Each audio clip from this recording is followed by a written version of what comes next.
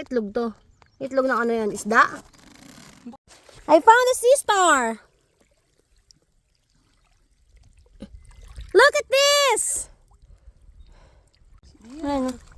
Sea urchin. Ano? Doon sa bayan, sa binabaan. 4 lang yung ano niya. 5.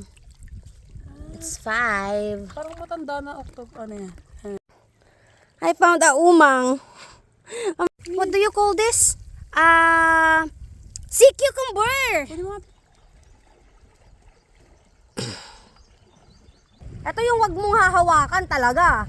Yan, nakakamatay yan. Tadom. Yeah. You can do it. Sarap ng hangin dito.